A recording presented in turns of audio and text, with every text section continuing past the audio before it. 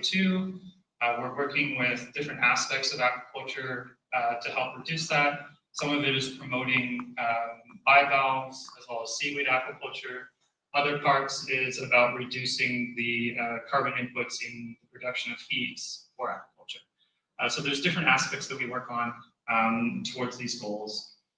And as I mentioned, I'm going to highlight some projects that we're working on around restorative seaweeds. So we've been working on seaweeds for quite a long time now. We've had some really strong connections with some projects in Tanzania as well as Kenya. We've been working there for quite a while, working directly with the communities. And we've been working to develop best management plans to ensure that when these aquaculture sites are set up, when seaweeds are grown in the water, that we're not causing any impacts to that area. Best management practices come in to make sure that we're reducing the use of plastics and plastic waste, things like that. We're also providing a lot of training and support tools for these to implement these best management practices. I'll show you on the next slide, but we just recently launched a seaweed aquaculture online learning. And this learning tool is freely available, very much, yep. And I'll share a link. I'll show you a QR code if you want. You can take a photo. But it's based on the work that we've done in these countries. We've also worked in Indonesia as well on seaweeds quite a bit. And again, working directly with those communities. And then the last one here is we're also doing a lot around conducting research at these sites, because we feel that seaweed aquaculture can be quite restorative to the environment, can provide a net benefit to the area by removing nutrients, as well as absorbing carbon. And we're doing a lot around monitoring these sites to show those benefits. So we work closely with government to do this. We're working in Kenya right now with Kimfree to monitor some sites. We're collecting data. We're 1 year into the project. It's about a 2-year project. And we're hoping to show that those benefits directly at the sites.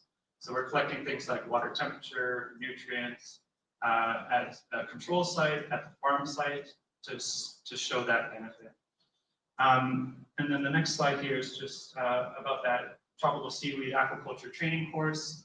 If you'd like, you can take a photo here. There's a QR code. As I mentioned, this is a freely available training course. It's in 3 languages right now. We have it in English and Swahili, and we also have it in the local dialect in Indonesia.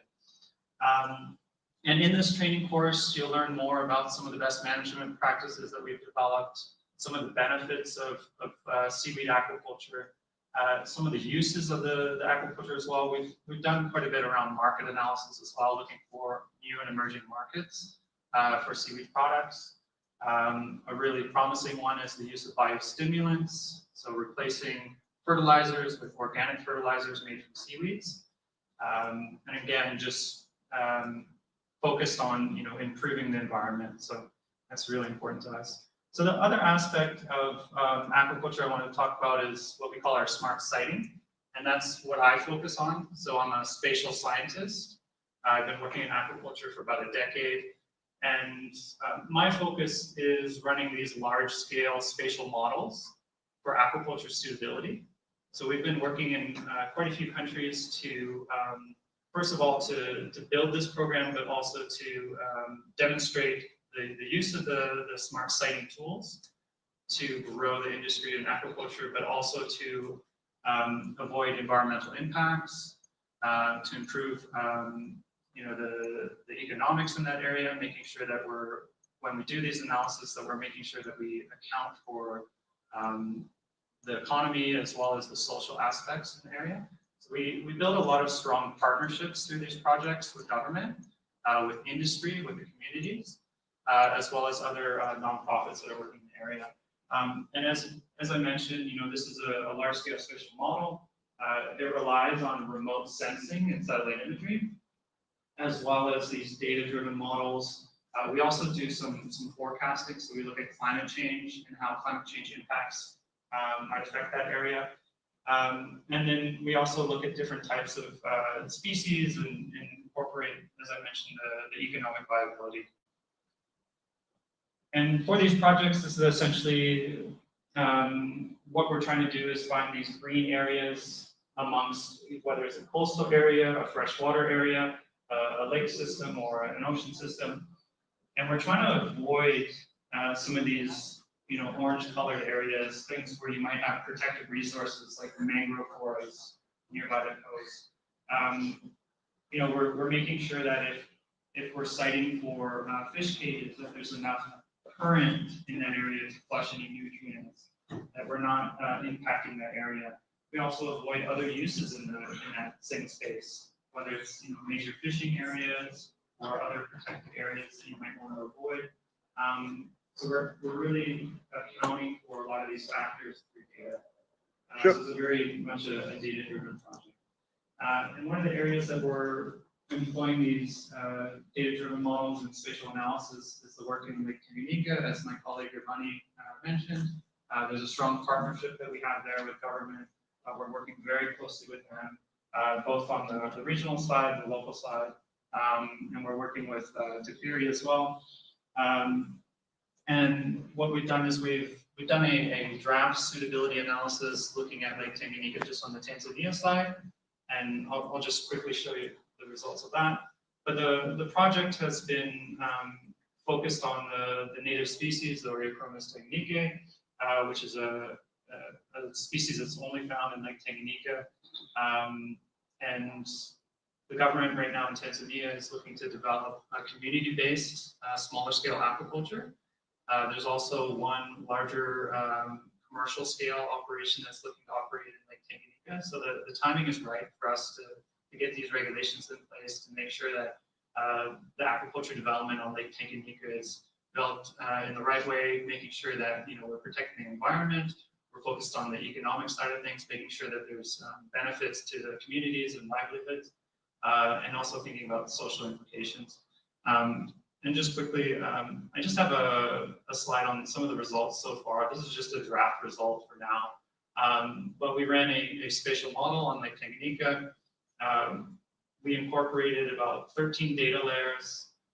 We analyzed about 1.3 million hectares. And of that 1.3 million hectares, we found about 2% of that area to be suitable for aquaculture.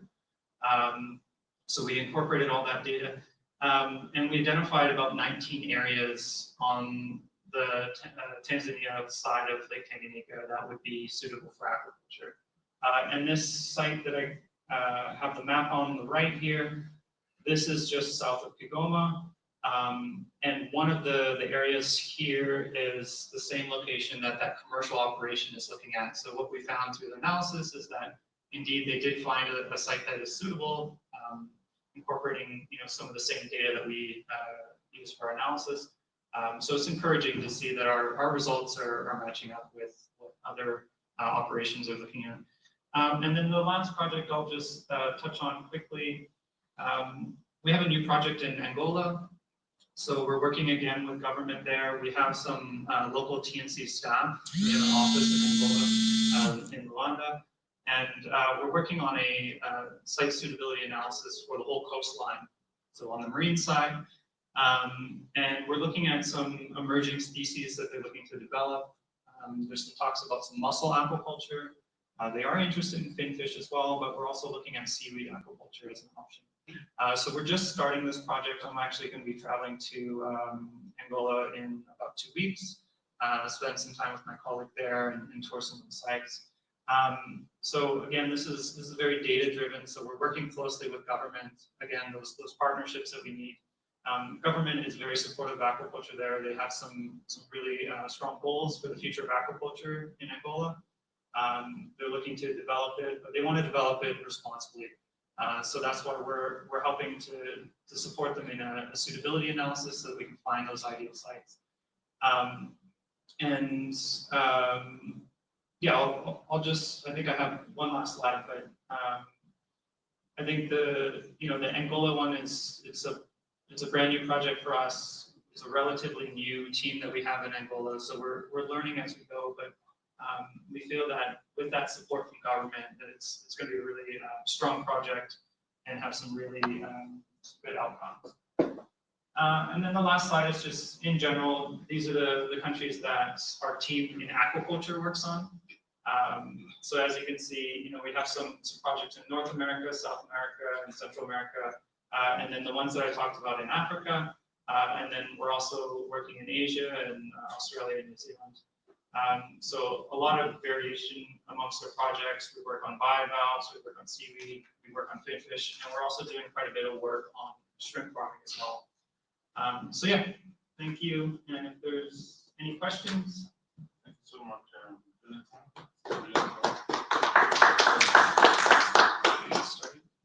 Yeah, I thank you both of you for the presentation. I think it's quite interesting. I mean, I'm happy that actually you are working on indigenous species because people avoid that and it's very important for conservation purposes. My two questions. One is a concern because I know that the Lake Tanganyika is a very deep lake. So we do not know whether when we do cage aquaculture, we'll also have possibly some issues under, I mean, when maybe upwelling of nutrients if there is a lot of excessive use. So that's something I just comment on what you are dealing with that. And the other thing that I just, that's for you now.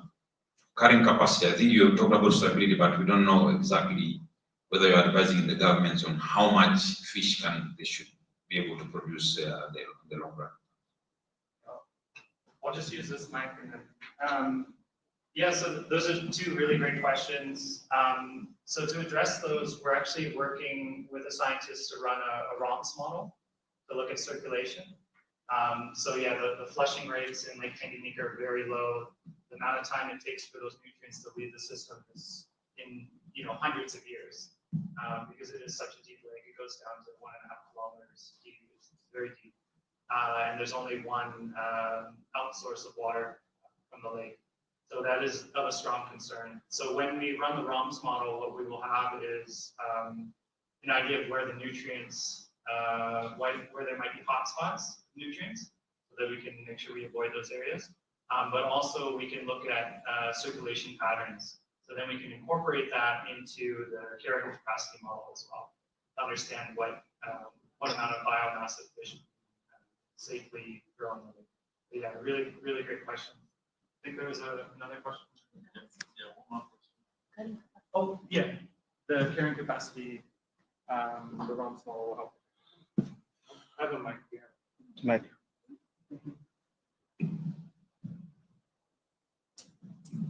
Thank you so much for this very nice presentation. It's very interesting.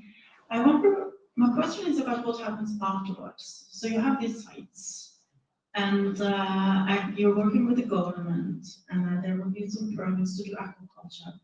So who is entitled to do aquaculture there in a longer term, and how does that benefit the communities? I'll touch on that. So the Tanzania government is working directly with communities right now for small-scale aquaculture, and they're helping with microfinancing to support those small-scale aquaculture sites. And then there's quite a robust permitting process. So if it's a larger commercial operation, there's quite a few steps they need to go through. A lot of environmental permitting process to ensure that their site is going to be, first of all, it's not going to cause a strong effect on the environment. But then there's also the concept of the adaptive management, so that once the operation starts, if they find that the nutrient levels are high, they can adapt and make changes at the farm site, whether that's changing stocking density, changing how much they're feeding, to ensure that those effects aren't affecting the larger environment. But does that answer? Yeah, Mani, was there anything you want to add? Yes, maybe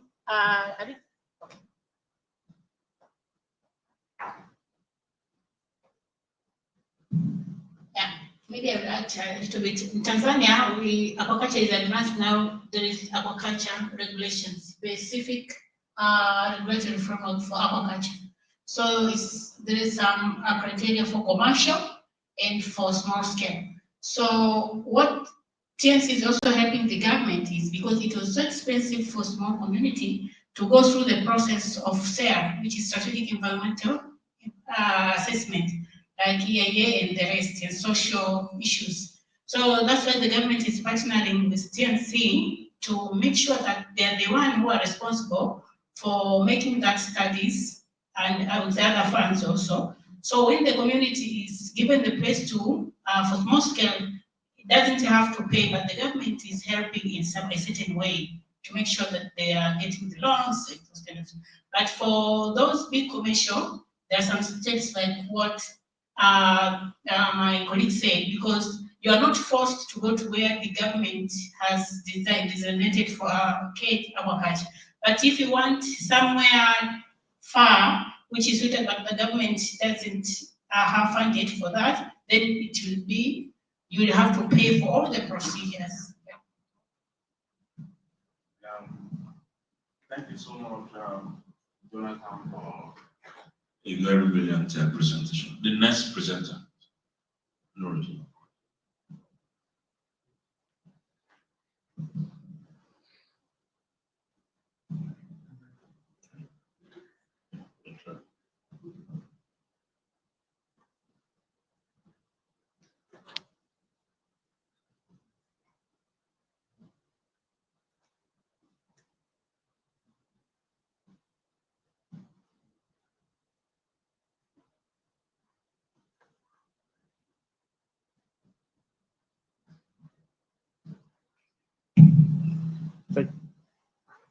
Good morning.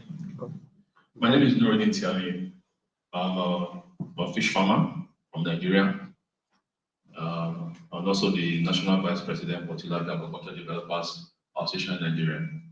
So I'm looking at the public-private partnership in the aquaculture industry in Nigeria. We're looking at the successes and the challenges so far. One of the things we are looking at is the PPP, how it offers strategic pathway to address critical infrastructure deficits. Because one of the biggest challenges we have is the infrastructure cost in Nigeria. Over the years, farmers have not been able to ramp up production because we actually started 2010 with our own funds, but infrastructure cost for aquaculture is not cheap. It is going to be very sustainable. So it becomes a problem, and funding is a difficult one in Nigeria because the cost of funds are very, very high. You can go as high as 25–30%. So you don't do infrastructure cost with that, and you back it out in 4 years maximum, because that's the maximum tenor actually get some of our funds. So it's a difficult one on that. So the imperative in Nigeria is a bigger problem. We have a population of over 200 million, a feed deficit of 3.5 million metric tons. We spend $1.2 billion on fish imports every year. So you can imagine how huge that is. And the wildlife fisheries is already collapsed because we've had overfishing. People have used smaller nets to fish. So we are just doing ocean harvest in Nigeria presently, especially in Lagos, which I'm working on. Opportunities in Nigeria have over 1,000 dams, lakes, and reservoirs, over 800 kilometer coastline from Lagos to the south. Lagos itself has 171 kilometer coastline. That's 18% of Nigerian coastline. And it has a high consumer demand, over 24 million people in Lagos alone. So when you look at those opportunities, how do you now harness them in terms of having farmers to produce? And one of the things we're looking at is, how do you achieve this one? You are looking at the culture system, the inter-system, which is key for this practically, because in Lagos, you have the lagoon and the Atlantic. So there's a two-way opportunity for us. If you're using the culture in the lagoon, you can use the inter-system in the ocean. where you're able to do your seaweed along with your fish culture. But the blended models applicable so far in Nigeria, we've looked at the public-private producer partnership, cooperative arrangement where government, businesses, and farmers organizations co-invest in shared facilities or services, hatcheries, processing plants, and we won't be very successful because there have been some projects that were brought to Nigeria, but the concept was not worked well with farmers because farmers are going to use this infrastructure. So you must have a bit of understanding of what they really want that can work for them, not what you want. So there's a bit of a dilemma in such. The development impact bonds, private investors fund aquaculture in Nigeria projects upfront, but are repaid by donors or the government. This happened in the past when we had a bit of structure, but that's a long time ago. So, but we're not getting that now. And the issue of green and blue bonds, unfortunately, we've not been able to access it in Nigeria because, like I said, our government is not proactive when it comes to some of these things because in Nigeria, we are not really looking at aquaculture as something that can give us money. But we have more potentials in that because it's something that is renewable, unlike the crude oil, where people are moving away from the crude oil sector. We look at matching grants that can match private investment. We have some donors that bring such kind of funds. But one of the challenges that when they go to the government, it becomes an issue. Most of this thing is lost through bureaucracy. So if you look at the list of things coming to Nigeria every year, you see those funds coming in. But look at the farming system. They are not coming up. So there's a disconnect along the line. We have the blended funds or platforms put together investment agricultural value chain funds with a risk-allowed tranche supported by development finance institutions. Because one of the things like that, you don't give these funds in a one-off.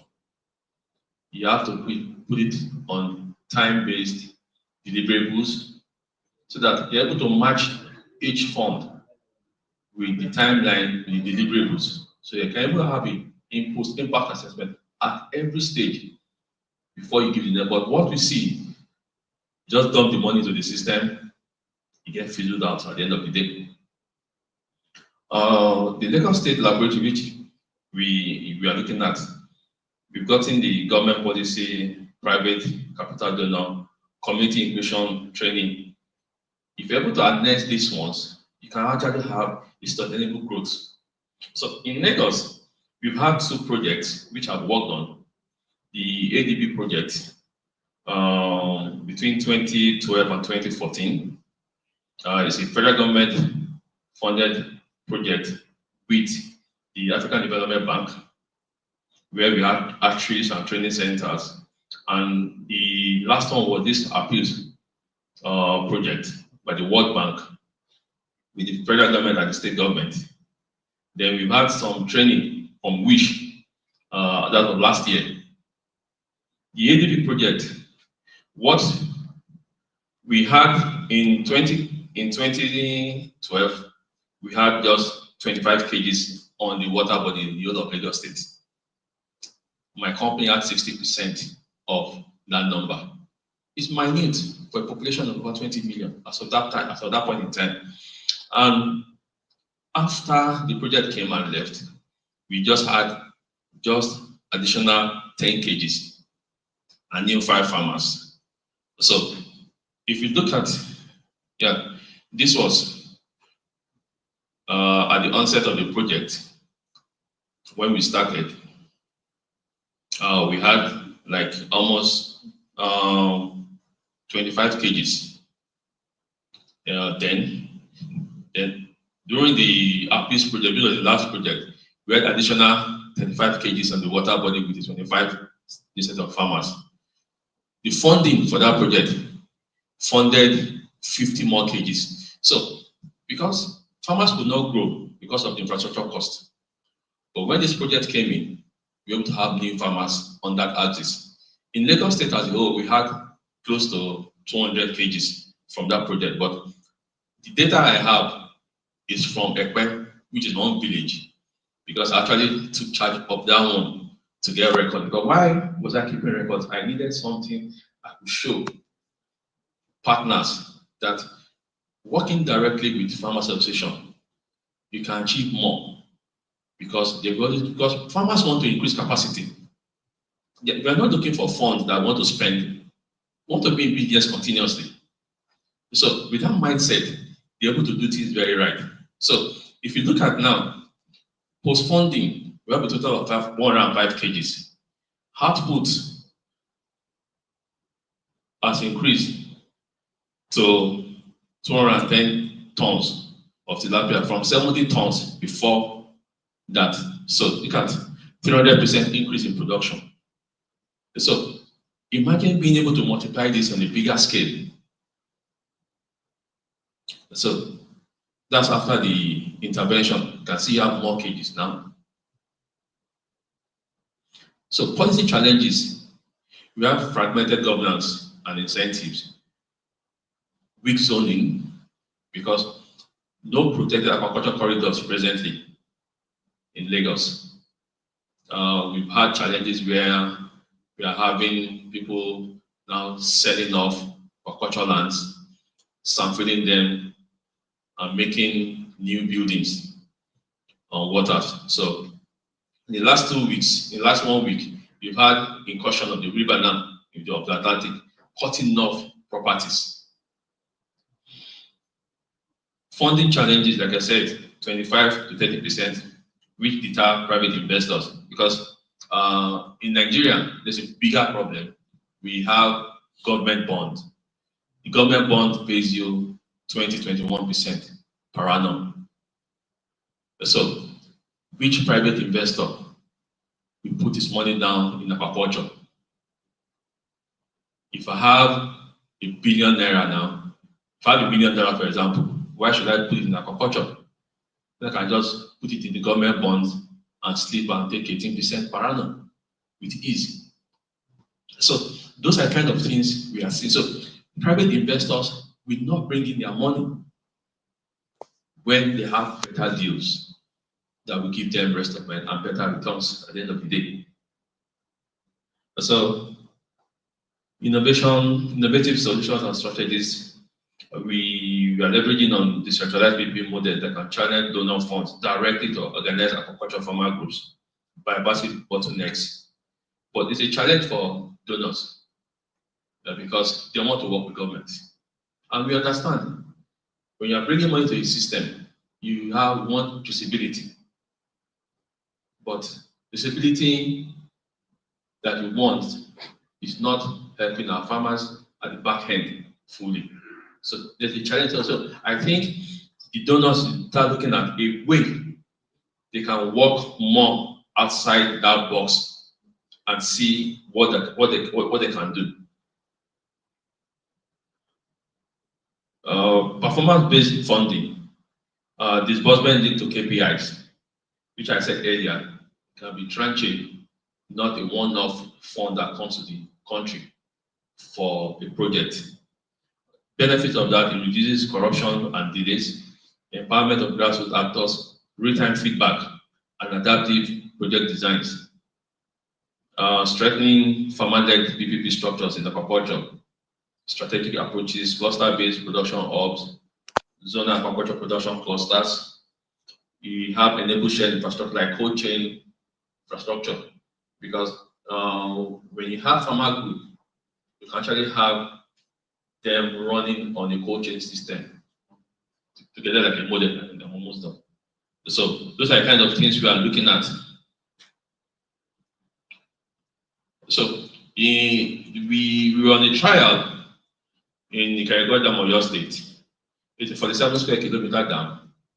The transparency is like almost 1 meter. But this was a model we proposed for a project. But unfortunately, the government could not see it through because they took it from us and they didn't understand the concept at the time of working with the donors we proposed to them. So I think it's something organizations to look at beyond that and see how much they can work with the farmer directly. Thank you very much. That's a brilliant presentation from Mr. Nuru Toba from Nigeria. Any questions? Okay, I'll just entertain this two so that we can move on to the next segment. Thank you. Thank you very much, Noreen, for your presentation. You said on channeling the money from donors that you are proposing, that you are suggesting that should be going direct to farmers instead of channeling it through the government, right? Did you have any difficult experiences before getting the money from the donors channeled through the government? Yeah, we some of the projects we've had over time, once you go through the government, most of the money goes into logistic cost. You see them buying new vehicles for projects. Those vehicles will have been used to make mortgages.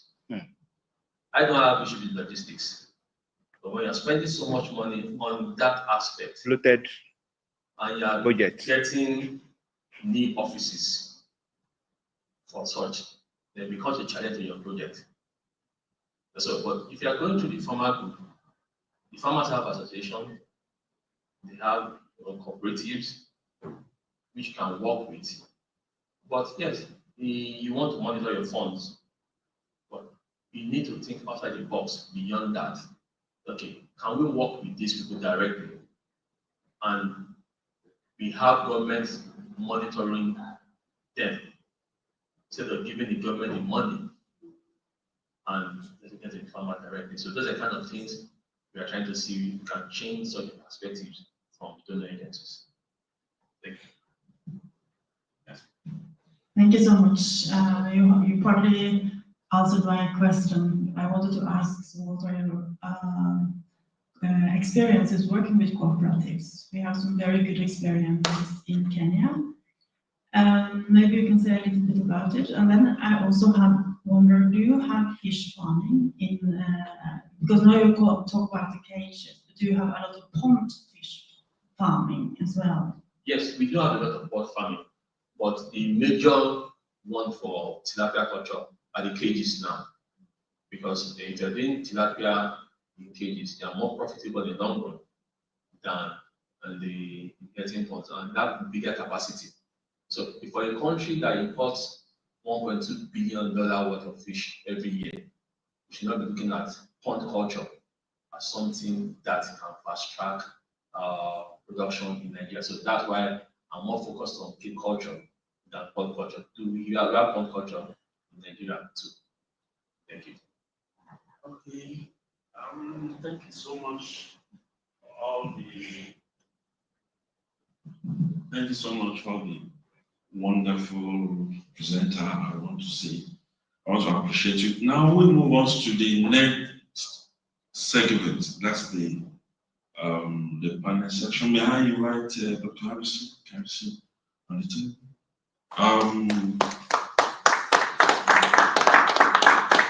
Dr. Alexander Cafe is in the hall. Okay. Mr. Evans, that's all.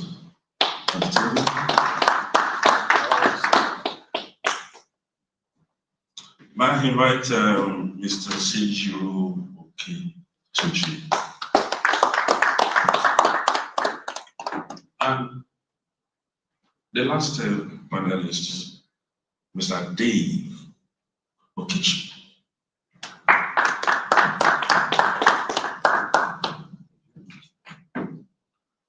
Thank you so much, ladies and gentlemen. These are the wonderful, this hour, wonderful and experienced panelists. I will just quickly do the introduction. because of the time, I have Dr. Alison Carries, the senior fisheries specialist, aquaculture at the World Bank. Mr. Evans Danso, the president of FLOSA, and he is also the World Fish Consultant. He's from Ghana, Dr. Alison is from Kenya. Also, Mr. Sejuro Okechuchu. He is the CEO, Sage Farms, Lagos, Nigeria. You're welcome. Mr. Dave Okechi is the founder and the Chief Executive Officer, Aquarec, am I correct? Limited, Kenya.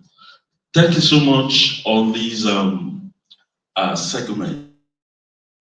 This segment is an interactive section where we put across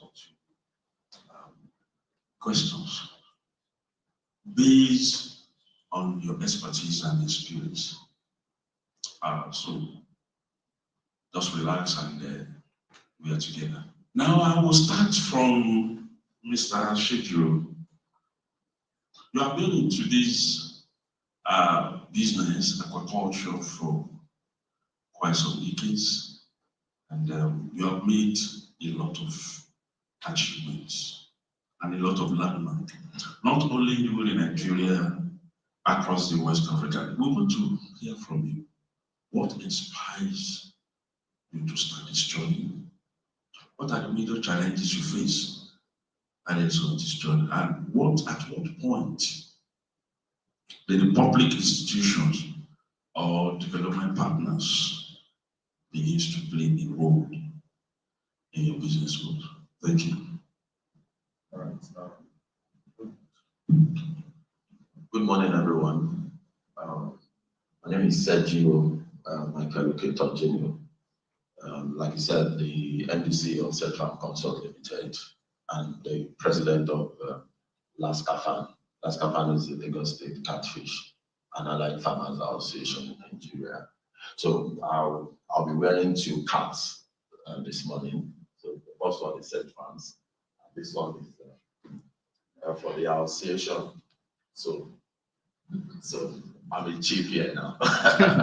So I'll be going back and forth into my private business and into what concerns the farmers in general. So I started way back as a 200 level student out of a passion. You know, I got little experience from the backyard agricultural practices I was doing. Then I decided to take it professionally. So I did some field trainings before I gained admission. And when I got into school, I had a lot of mentors, some that are not within the institution. And one of my great mentors, when I started way back as a young person, and that's one thing that a lot of young people miss out, is in the hall with us. That's Aladi TJ.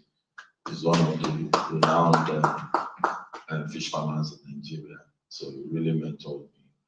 And most of my lecturers too mentored me. So when I got to 200 level, I think I felt I was strong enough to start my own backyard hatchery.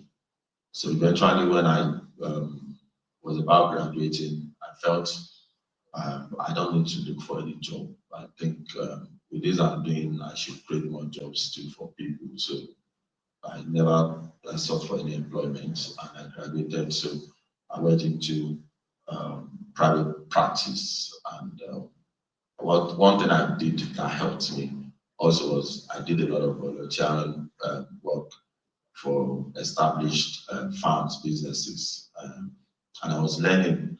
I didn't have the much funds to start big because I was so young and I was a young graduate. So I had my hatchery running, but I was managing up other people's existing farms. So that was where I gathered more experience. And it was a springboard that launched me into what I'm doing today. Then I started participating also too in activities of farmer groups then, which I realized that it's not good to do the business in isolation. So I was doing a lot with the farmers group. I volunteered as well too.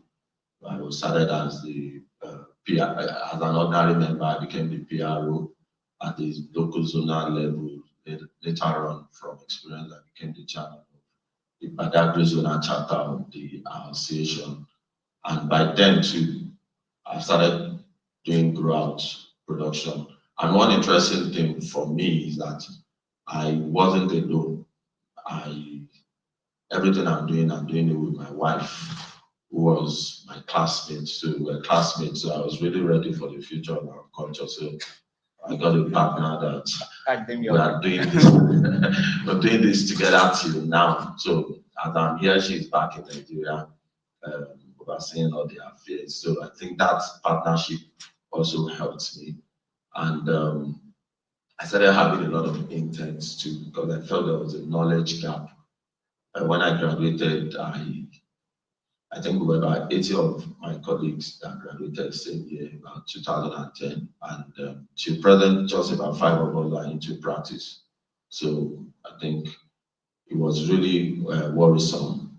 So I had, in 400 level, I had my classmates, some of them did their internship with me.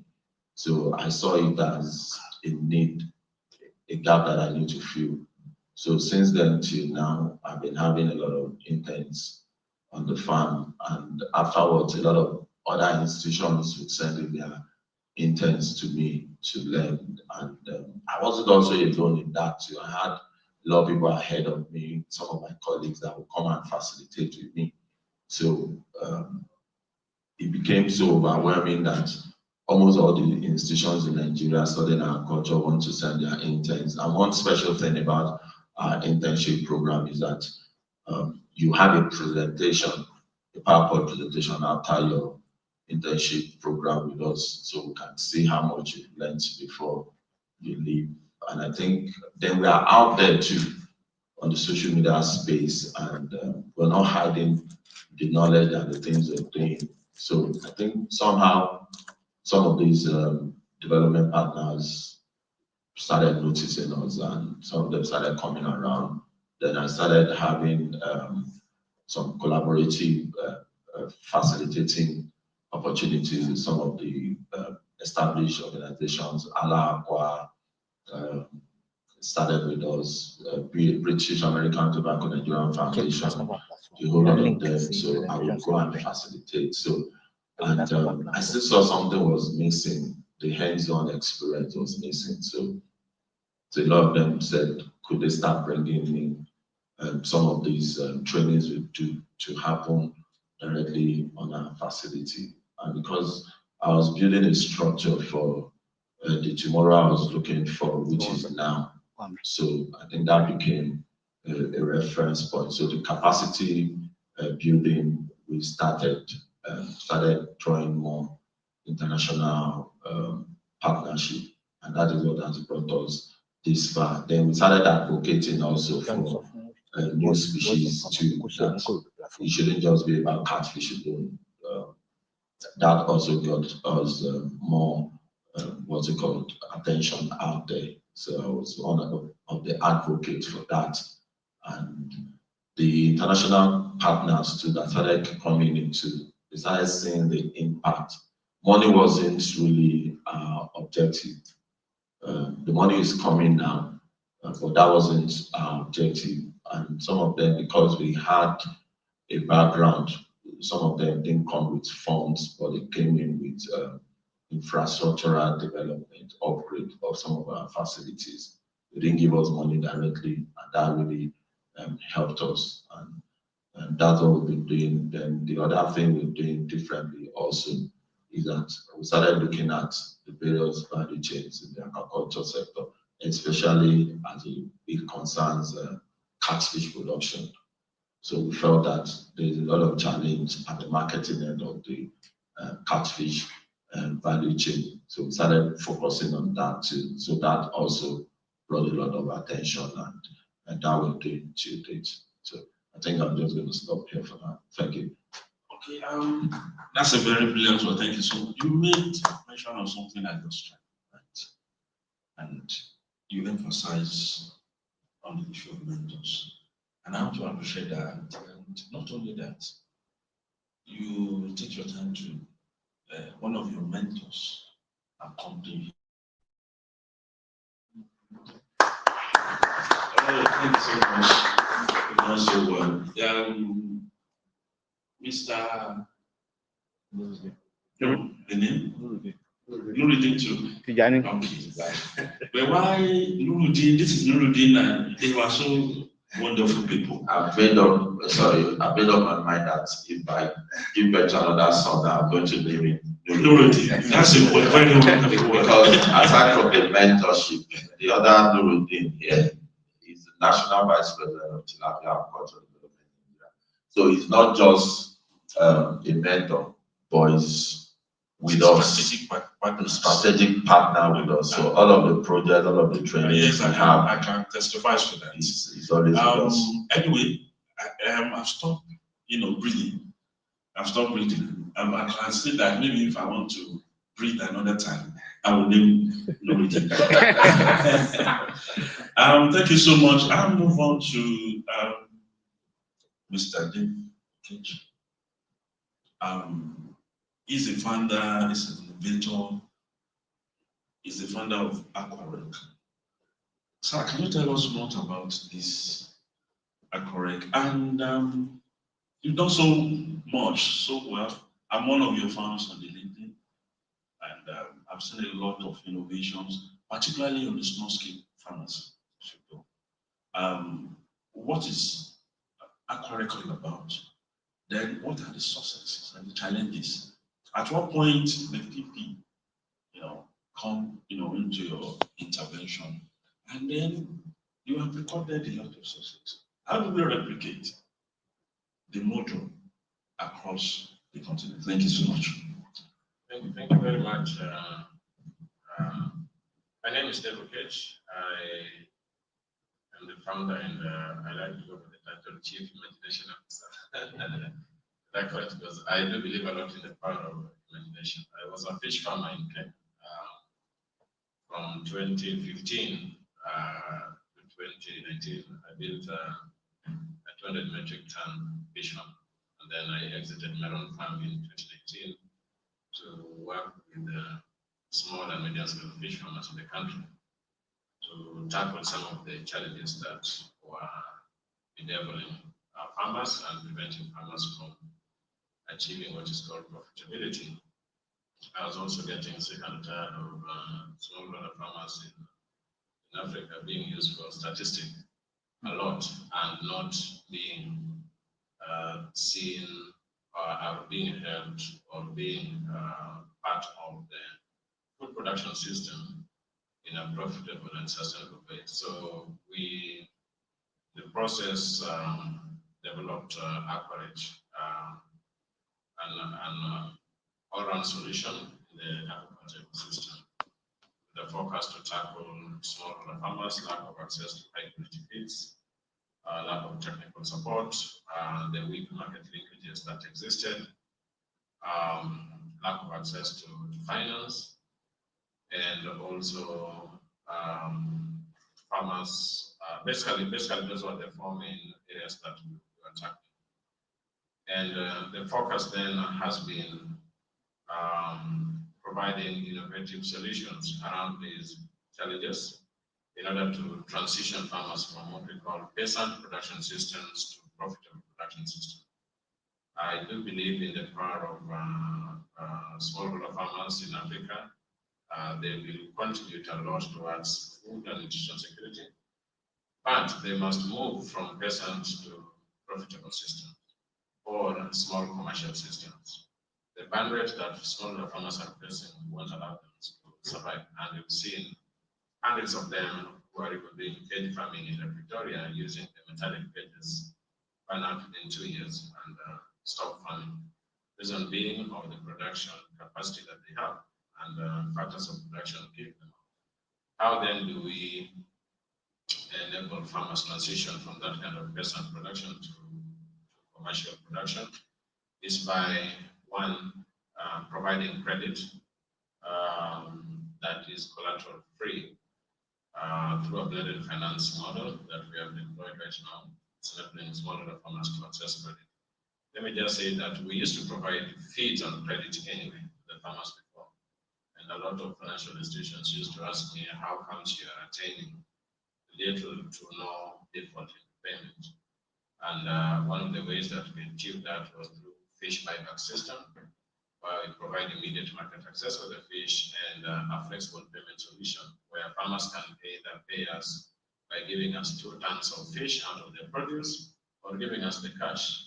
And most of them chose to give us 2 tons of fish, which we are happy because that also enables us to have a continuous supply of fish in our B2B and B2C platforms.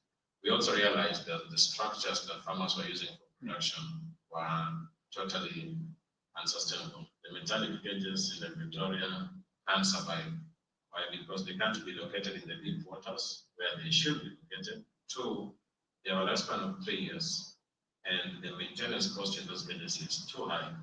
So we started providing HDP pipe cages, which would enable farmers to move from stocking 5,000 pieces of fish in the metallic cages to 65,000 pieces of fish in the HDP pipe cages. That way, you achieved a 20+ year lifespan per cage. 2, the production output will get that farmer to profitability, as opposed to the struggle of 5,000 pieces, which will give you barely two tons of fish.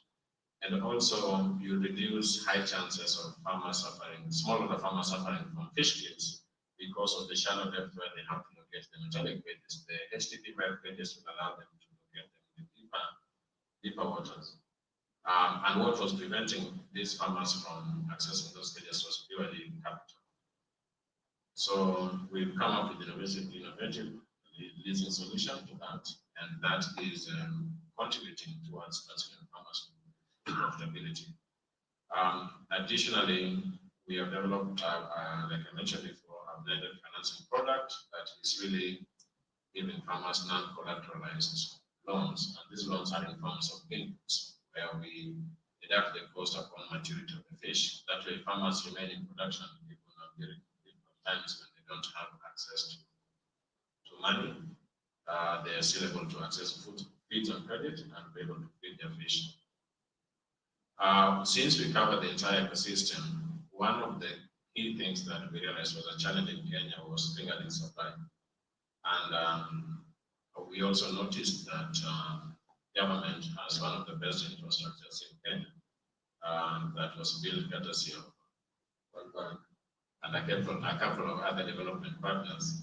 But I've been lying idle for the longest period of time. I don't know Kenya in the world where government does business efficiently except for tax collection.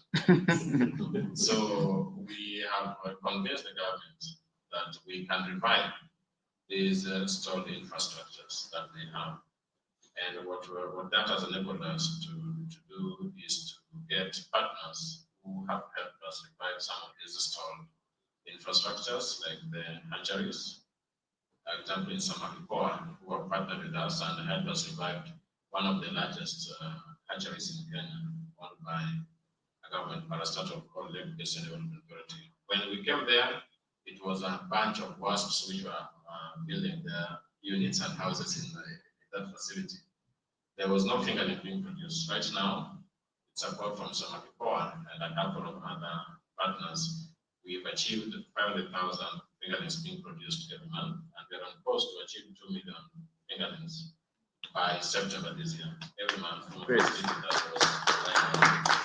This is directly going towards serving the smallholder farmers that we have also enhanced their production. We are partnered with both national governments and county government, because Kenya we have 2-tier government system. 48 presidents, with one being more president than the others. One of the key things that with other county governments have seen on our first initial partnership with the parastatal is the success that we've achieved, and they have actually invited us to revive 4 of the other hatcheries. And we are already in the process of reviving them. And by the end of this year, we intend to be the largest fingerling producer in Kenya, of course, in terms of support to that's going to directly support smallholder farmers. I don't even know, even right now, any other hatchery in Kenya that is producing 500,000 fingerlings, except for the commercial hatcheries that are basically serving the commercial farmers, owned by the commercial farmers themselves. But in terms of public-private partnership hatchery, we at 500,000 fingerlings a month, we are already on top, and we'll be scaling to 2 million. This, for us, has enabled us to build confidence between governments, private sector, and support that farmers have always expected to get. Farmers are willing to pay, and they are paying for those fingerlings, even upfront, because one, the alternative is they try to build their own hatcheries in their backyard, which unfortunately, hatchery business, I didn't know, is one of the most difficult things to run in the agriculture sector.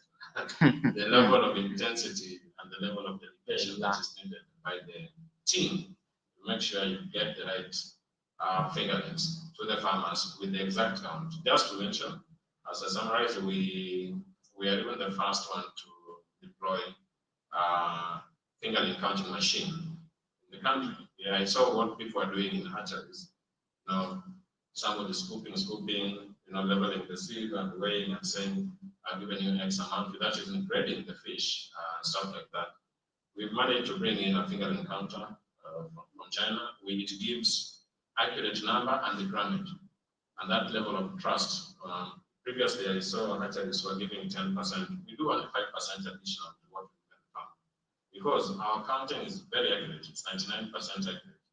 So we tell the farmer we are only giving 10%, and they're happy because of that intervention that we have has enabled us to automate. Actually, as I finished, the Aquaculture platform gives access to hundreds of smallholder farmers to high quality feeds. So we have partnered with the Tunga Nutrition, we've partnered with the Ala Aqua, we've partnered with LFL, top feed producers in the region, to give what we call rural smallholder farmers access to top quality feeds at the comfort of their farm. They can either dial it by a USSD platform, and we've done 40 feet containers, strategic location in rural areas where farmers can, through our e-commerce platform, can access those feeds directly. This is also enabling us to serve hundreds of farmers. We'll be looking at scale, hopefully, within the near future to other countries across sub-Saharan Africa. This is very wonderful, very rich in experience. Thank you so much. Let me go to the next panelist. I have one or two questions to push across to you.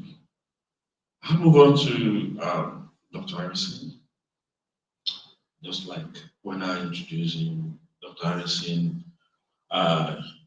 is a specialist fisheries and aquaculture from the World Bank. Sir, based on your global experience, which we believe that World Bank has involved in PPP projects across the globe, but we want to focus on the African context. What are the key success factors the World Bank consider when supporting PP projects in aquaculture to ensure scalability, inclusivity, and long-term impact, particularly in Africa? Thank you. Thank you very much, London, for having me here today. And just to, maybe before I zero in on the question, just to talk about what we're doing at the World Bank in general. The World Bank is actually not just about money, it's a knowledge bank, so that's quite important. That yes, we give loans, we give grants, and all these different kinds of instruments that we use for money. But the most important thing is that we are actually looking at building capacity of the people that we work with. This is a, the yesterday, for those who are here, you were shown the kind of relationship we have among the different institutions of the bank. So we look at capacity as a big entry point for us to be able to engage with the country at that level. If the capacity is not there, that's number one thing we want to think before we can think about the project. Because as you know, aquaculture, which is what we're talking about here today, is basically very technical. And it can fail easily just because we are not applying the right technologies. And there's a lot of technologies that people are using all over the world. So the other thing that we do also is to look at bringing the technology from wherever the technology is, and that's the advantage we have, because we have the whole world, it's a world bank, so bring those technologies that are very good these countries that so we obviously are happy when we get into a country that already has the right ingredients in terms of the knowledge of the farmers. We are quite happy to see that we have strong private sector engagement, because that makes it very easy for us to engage with the governments. We are quite happy to see that the governments are already having the right infrastructure in place for aquaculture, right? And this infrastructure obviously is issues of, we talk about roads and that help the farmers. We all know that aquaculture, of course, might not look like it needs so much infrastructure, but if you are on your figurines that they were talking about, and you want to reach a certain corner of the country, and there's maybe there are no roads there, and the car gets stuck, and you cannot get out of that place, you are obviously not going to succeed, because there are those that we should just stay there. So the infrastructure is very critical. We like Africa because there's a lot of the young people are there, that can do the work that needs to be done. In fact, in some parts of the world, we have a situation where we don't have really the young people to do the work. So in such areas, it becomes very, very difficult unless there's a lot of very high level of organization where possible. In some cases, it's not possible at all. So we have a big advantage in Africa. That's why we have possible. But those young people have to be trained in aquaculture so that they can produce. Number two is the issue of inputs. Many of the African countries, they're talking about issues of seed and feed. How do you obtain this? There's a lot of pressure, feed skill, because the capacity to produce good quality is not there. So that's something that we also look at, how to increase the capacity for those countries to have their own feed. We do not encourage so much of the importation, because it also distorts the possibility to get jobs. So where there's a possibility for us to create jobs, that's something that we are really looking forward to. And therefore, our programs that we run will be looking at how to ensure that that country can give jobs to the sector that we look at. I mean, aquaculture being the sector that we're focusing on here, we know that it's an area that can create good jobs. So harnessing of different inputs of feed, looking at whatever that country has, would be fish meat is where we begin, but obviously agriculture is also very critical for us. So we normally look at programs that can also touch the other agricultural sectors as well. So when we talk about scalability, we are not just scaling the production of the fish, it's also scaling the production of ingredients that are required. So things like soybeans and maize and all those. Actually, some of the programs that we're running right now are programs that are aquaculture based, but they also look at other issues like ingredients. One of the good examples of this one is what we're doing in Congo. Right now we're preparing some of that, and we're looking at how we can also affect the production of maize, other ingredients like soybeans, so that we can be assured that project that we are bringing on board will be sustainable over the long run. Another thing that is also critical for us is the issue of environmental integrity. Always we look at projects that are not likely to cause danger to the environment. I mean, in terms of increasing pollution. So we are working quite a lot with the partnerships. I can see some of the colleagues here at TNC, we have worked in respect to encourage regenerative aquaculture where we do not cause a problem to the environment, but actually we try to improve the environment through aquaculture practices. So I can go on and on this one, but I think those are some of the critical issues that we look at for the country to qualify as a country that we can work in. Lastly, I will talk a little bit about what we do at the IFC, which is focused on the private sector. So we have discovered that there is grants that we give to the smallholder farmers to the public investments that where governments come and take loans. But we are also looking at the small and medium enterprises. We have had quite a lot of the interest coming from different countries on how we can build the SMEs. And the SMEs are having one critical problem, that when they become a bit big enough to not go for grants, when they are profitable, they want to expand, and there is no bank that gives you the money at a good credit rate. So that's something that is still in the works. We are looking at models that will help us to improve the situation for this SMEs, especially because when an SME is producing about maybe $1 million investment, that is no longer something that you can easily get grants.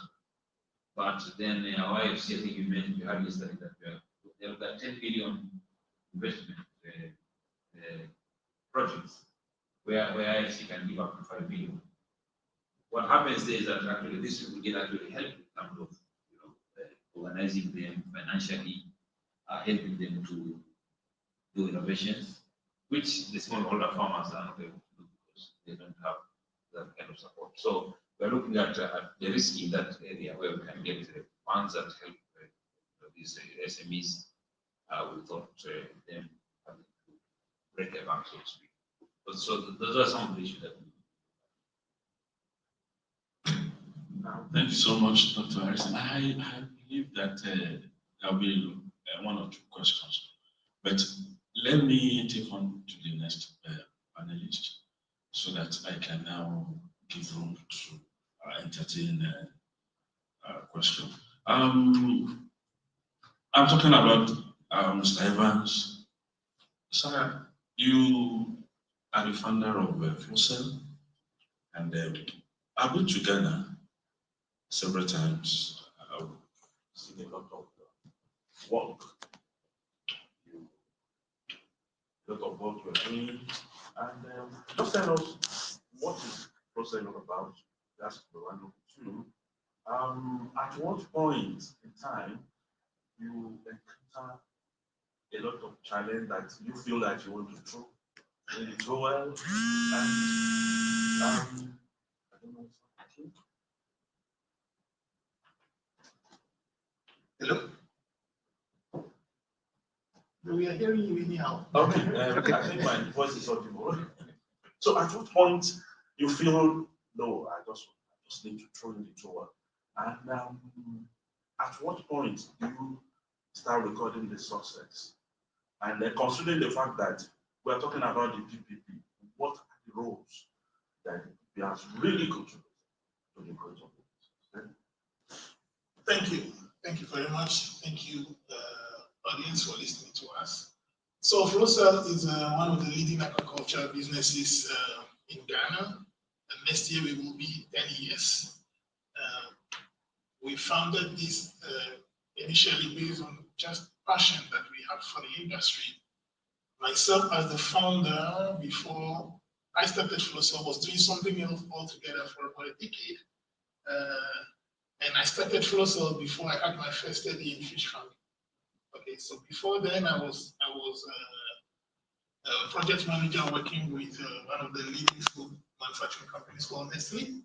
So I had served in various parts of the world, Senegal, Nigeria, in our factory in Agbara, in Canada, in Switzerland, the headquarters, and then finally decided to retire, come home, and started fish farming.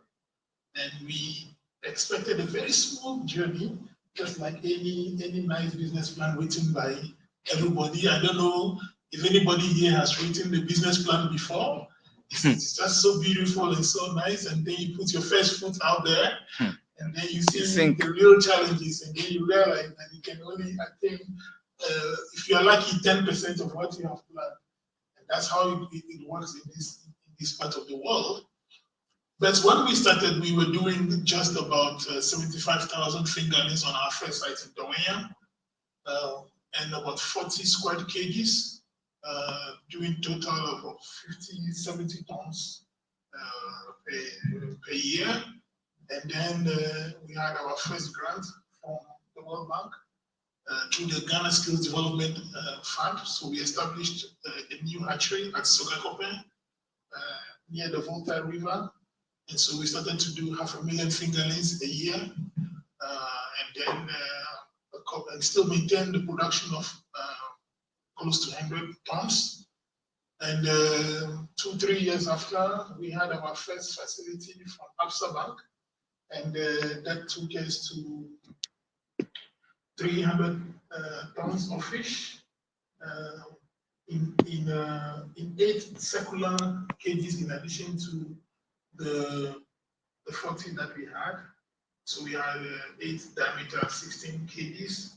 And later on, we progressed to 40 kgs and acquired a new site, and now doing about 24 million fingerlings a year. Then in addition to that, we started a training program. First for the institutions in Ghana. We started working with the various universities, University of Ghana, Kuma, University of Science and Technology, and the University of Cape Coast. We started taking on interns and training them, because we realized these guys were coming from the universities with a very nice degree, first class, whatever class. They have nothing to offer. Never held fish. Yeah, some of them never even saw fish feed before. So we said, this is highly inappropriate, close to a scam, for lack of a better word. So we said, okay, it's better we create an opportunity for these guys to learn. So we started on our own, and then later on, Wish came as a partner, and that we've been running for almost 6 years now. Intensified the training, not only in Ghana, but across the continent. So there's barely an African aquaculture country now who hasn't got an intern that has passed through Flowcell. So, and then along the line, the World Fish partnered as well. And so we work with them in about 11 countries, Rwanda, Tanzania, Uganda, Kenya, Cote d'Ivoire, DRC. We've done training in all those places, impacting close to 15,000 farmers.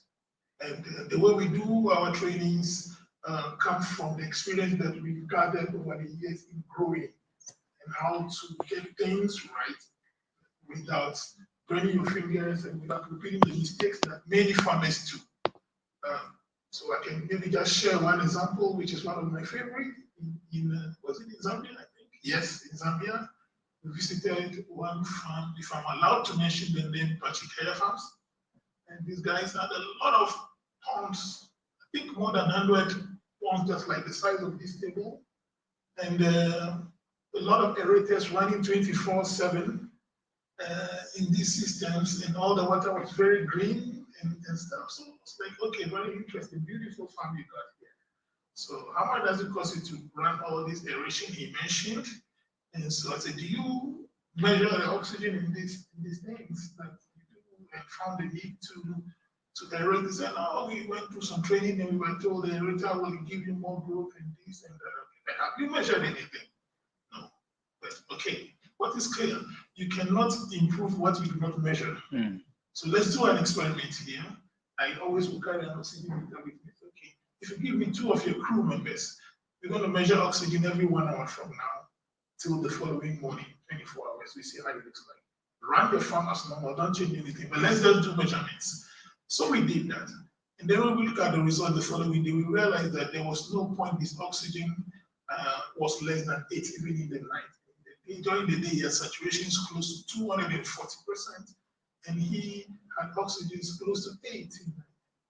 And he was still running there. I said, okay, so what does that tell you? What do you think tilapia requires? It says tilapia requires 3 to 5 nights. But look at what you have. So let's do this. Can we shut down this aerator and see how the system will behave? And so we pull it off and say, okay, let's continue the measurement and let's see. We saw the result. And then the following day, when we checked the result, the lowest he had was about 6, even as a 3 or 4 in the morning. So we said, okay, now what do you feel about this? Do you think we should just continue running the way we've been running, or we just make a change? He said, no, I'm not going to turn that on. No, but he said, it doesn't matter what you have said, but I have seen the measurement myself. Okay, so then we turn it off. And for the 3 days that we continue the trading, he never ran and he's fine. Until today, he only puts on the aerator sometimes once a week or twice when needed, and that saved him a lot of money. And this is the kind of things we take delight in doing, carrying our notes and sharing with others so that they can also improve. At the end, we don't see other farmers as competitors. In Ghana, in the last 5 years, we have spent $1.5 billion importing fish. All right, that is being produced or coming from some other country. Nuruddin in his presentation said Nigeria imports about $1.2 billion worth of fish. This is enough reason for us to drastically find solution in Africa in whatever way possible. Have we had challenges? Oh yes, so many of them, so many of them. 2018 was the first one we had a streptococcus outbreak because of afterns and other characteristics that the main lake for aquaculture in Ghana has that we are still logging and collecting data on now. We realize that the thermocline point keeps changing, so it's not constant, and nobody was measuring this, so nobody even knows that it's changing to start with.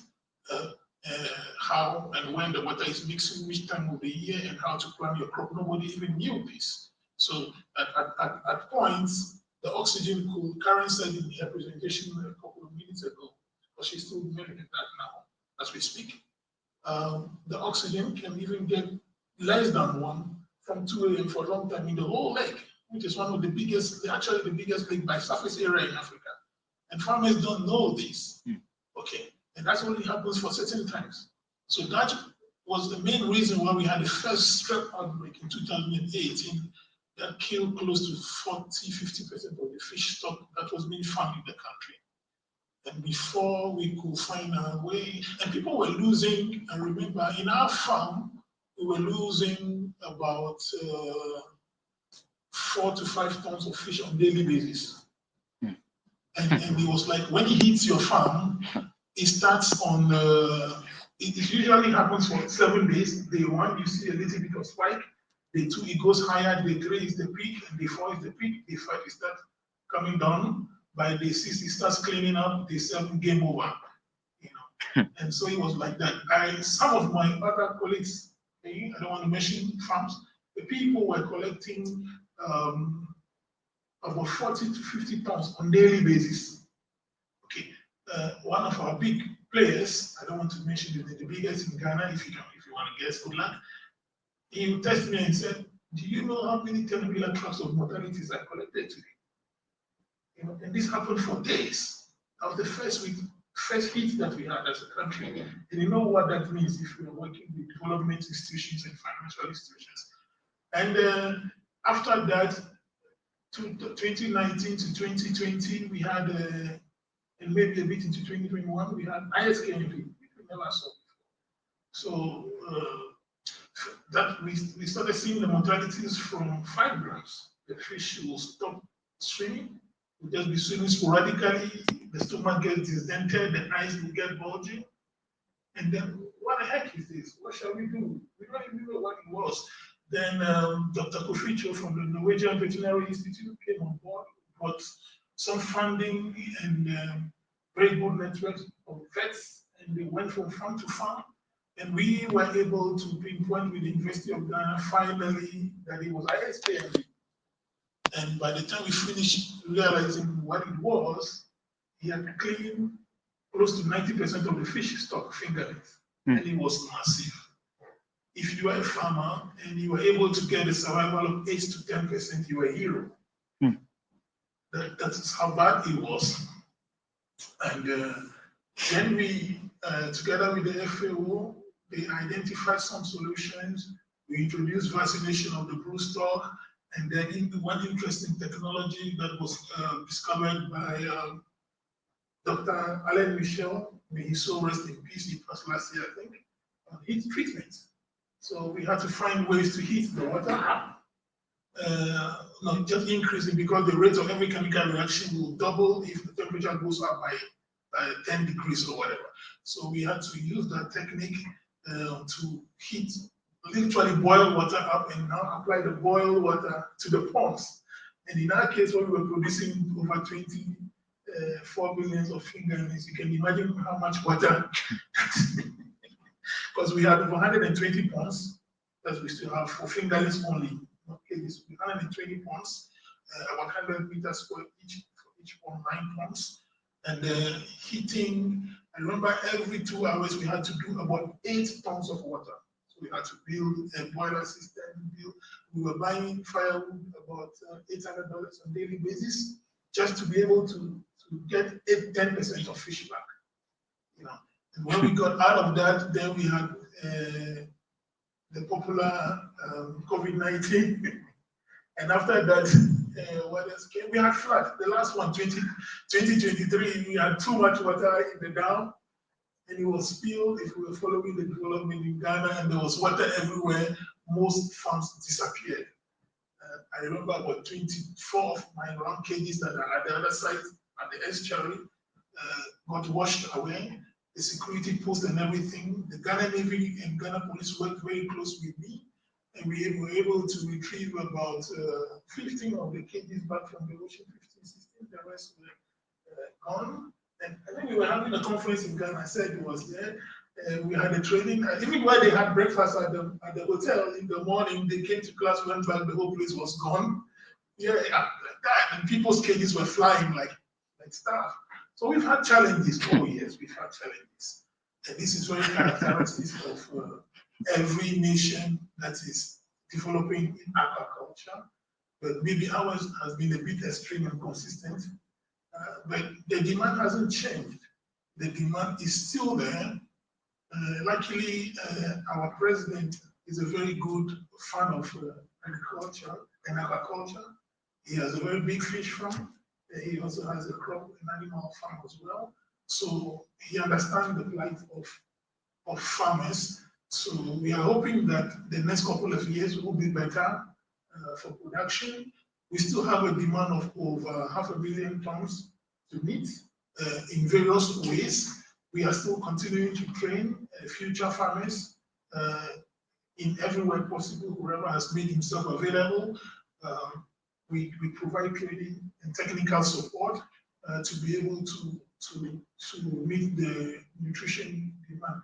But these are not just ordinary numbers. These are issues of security. These are issues of food safety and well-being and development, not only to Ghana but globally. And so that's what we have been up producing and up against. Thank you. Well, we are going to be doing that. This is a very wonderful experience for Mr. Albert. Thank you so much. Before we bring this segment to close, let me open the floor for interaction. You may have one or two things to ask the panelists, or you have a question, or you want to get a clarification. Thank you. Yeah. Fred Harrison. So, like we've discussed over the years too, on the issue of how we can be helped in Nigeria. You are not unaware of our issues, but We know you work with African countries. They are willing to work with us in Nigeria. But we still have a lot of bottlenecks when it comes to policies, infrastructure. Like you said, if you look at the Nigerian landscape, where do you want to put your money? It's a problem. You can't, there's no landscape for you to say, "Oh, this is what Nigeria is doing presently. These are kind of money that we can bring in and assist or develop." We have a new ministry now. We've spoken with them to approach. I don't think they've even approached you yet. So now, but the farmers are there, ready to expand, ready to do a few works. Just like the Kenyan man said, we are using small cages. And you will have issues of upwelling easily. But how many of us can invest in HDP cages where you need 50 meters depth to put them? So how do you, is there a back room you can work with us directly on funding some of these things? For us to maybe if the government sees things like this, oh, the people are really ready to do this thing. Okay, you've gotten partners. We can see what you've done, like trials. Maybe there's an opportunity for them to come on board and say, yes, okay, we can expand this thing with you guys. So those are kind of our thought process over the years. And it's very difficult for us. Thank you. Shall I answer? Okay, so thank you, Rodin, again for, we have been talking, like, in my other job before I joined the bank, I was working in Nigeria. So I know the situation quite well in terms of the challenges, the needs, it's very clear, and also the aspirations. There's a lot of very good aspirations for Nigeria to actually feed itself. And I remember that in 2021, actually, when I just left the World Fish at that time, the World Fish had done a very good analytics on Nigeria. I'm just going to be very specific on this one. But that analytics was, we tried to get to the bank, to the government to look at that. Now, the way this thing works is we are demand driven at the World Bank. So it really depends on what the country wants.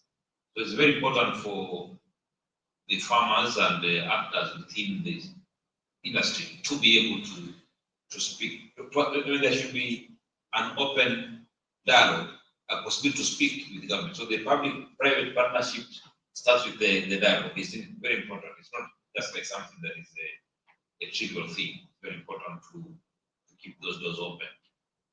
And obviously, being able to convince ministers is quite a huge task for many of the countries, because unless you people who are in the industry can organize yourself and show the value of what you're doing, some of the government officers might not know, but we hope that the Fisheries Department will know that is an important area, but you should be able to help them with information to show what is at stake. Being able to package that is very important for you to be able to be convincing. I believe the political will is there in Nigeria. At a certain time, we had even the president doing these days of Obasanjo when he was there. He has a farm, and so we have people that know about fish farming. They know, what to just take. So I think we need. Most of the time we don't talk about our things big enough as a big thing. So you find that most of the money will go to where there's noise. Agriculture people always get the money because they talk about very big about their things. They don't belittle the things that they do. But if you say, "Oh, our sector is small," and that's all you say, then the government doesn't want to put money there. Remember, when the World Bank and other banks when we are engaging with the government, we put a pool of money, the basket or a bucket of money. That money is shared among many things. So we need to be able to show how aquaculture is affecting other sectors. Like I mentioned earlier on, you can show that by going into aquaculture, you're actually helping create demand for soybeans. This kind of connection is very important. Talk about aquaculture not just because of what you're doing in your own farm. talk about jobs, bring that area of jobs. And that's what I've actually been doing also in the bank. I just to let you know that when I came back into the bank, we didn't have people are not enthusiastic about aquaculture in the World Bank. I think you must have seen, and I don't have to say much, you must have seen yourself that in the last few years, there's been a lot of flood of activity from the bank. So many webinars we've been having, so many knowledge exchange programs that we are doing. Most of you must have gone through, even seen you participated in our online webinars, right? So this is purposely done. We do that not only because we want to teach people, but also we want to influence what is going on at the World Bank, so people now understand that aquaculture is something very good. So this is what I think we should not tire, as far as not as you do your own thing in your own farm. Don't tire talking to the government. Be good partners with the fisheries department. You know what happens many of the times I've seen many African countries. There is almost like an antagonism between the farmers and the department. If you're not closely connected, you won't get any money. I want to give you an example. I know my friend is not in the room here, but I think he won't be annoyed if I talk about him. The Nazel Madara, he presented yesterday, we had a meeting here. He has managed to work very closely because I've been in Tanzania several times and I've seen how he works with the farmers and feed producers. Even some of the things you're talking about, I saw even there's some guys there as recruited to do sea cucumber cages or they make pens for sea cucumbers. They are being done locally. They might not be perfect. But what I like is that there is that very close relationship that they are always working together. You find him always with the farmers. Well, that is I don't know who to start with the thing, but I believe you can start from anywhere. This engagement is very, very important, I think, to be able to show that you are an important factor, that fisheries department can grow because they are engaged in aquaculture. I think that's what I would say. Thank you very much. Dr. Anisi, one more question.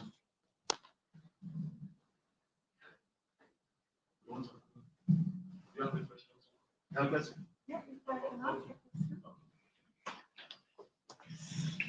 Thank you so much for this. It's very interesting, and I'm very much working with smallholders in Kenya. We have, over the last years, we have developed a new construction. We call it affordable recirculation aquaculture system. At this stage, we're upgrading the system,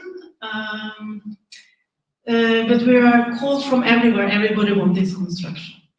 We're dependent on infrastructure. We're holding it back at this stage because we're upgrading the filters.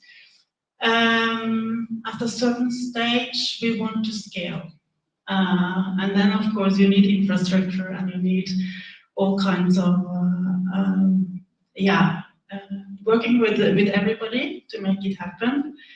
So we're very much looking forward to that phase. We have worked with the cooperatives, so we're very much strongly have a very nice experience working with fish farmers of cooperatives.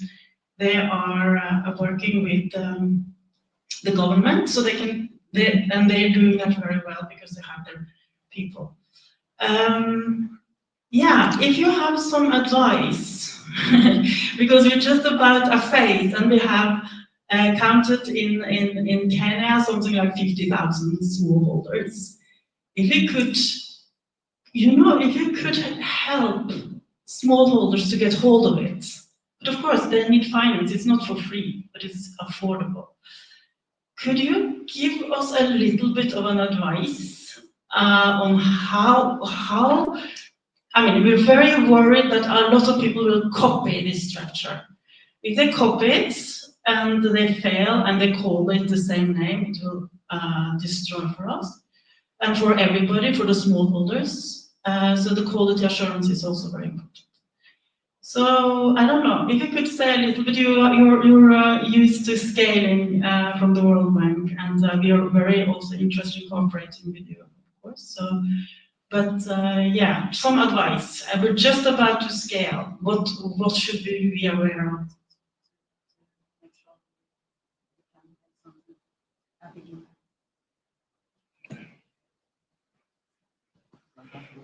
Okay, let me take that quickly. Well, I mean, one of the things that is very critical, and I didn't mention that earlier on, but I think marketing is very important. Markets, you should not let your farmers do anything if there's no market, there's no established market. Because if they don't, if they can't sell their fish to a good market, if they are only selling to their neighbors and every neighbor has his own pond, you know what I mean? Nobody will be able to buy that fish at a good price. That's number one. Number two, I believe that you are already doing these things, trying to make sure that the data, they collect good data, they are able to be efficient in their production. That is very important. But one other thing that I believe is one of the biggest problems is that we start working without proper financing. So a farmer is supposed to be producing fish, but he doesn't have enough resources to actually produce. So somebody was making it very dramatic yesterday, but this is not something that is a trivial thing. It's something farmers that are very poor. I think that's the kind of people we are describing here, that cannot even feed their own families. They are supposed to be engaging in productive sectors like using feeds to produce fish and so on. That's not, it's an impossible thing to do because they have no money to feed their own families. You don't expect them to have anything to do. So I would advocate for something that either have, if you don't have money, don't have everybody joining this thing, otherwise you will fail. But let's get a program that can allow every farmer to produce to the maximum that they are the optimum. That is good productivity. If it's a system, if it's feeding, they didn't have the resources that are required to do that feeding. That they can actually go through a whole circle and then they can sell and start, being able to plow back their money into their system. So this is what I would say if you have to scale, because success in one farm can easily expand, but failure can stop everything from happening. So you want them to succeed and make sure that they have fully all that they need. Training. The beautiful thing what I've had from today in this room is that there's a lot of opportunity for training. My friend here is from Tech is clear. There's a lot of work, and it's not the only one. There are many, many other people who are doing training. At the World Bank, we also do our own training programs as well. So you have the possibility to do that, but let farmers coming to this sector should be able to do things right. Another thing that I'm trying to pick from my friend here from Close.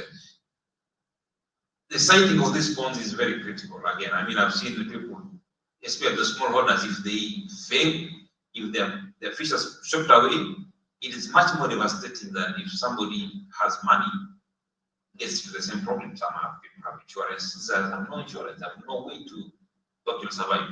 So let's start small if needed, but let's make it very, very commercially viable. And then the scaling will almost come automatically. Okay, maybe just to add to what my big brother said. I've also been a small farmer before I got to where I am today. The one thing I learned, and I keep sharing with my students, is that the difference between small and big is big, it's not small. The difference between small and big is not small. So be sure you are ready to grow before you grow.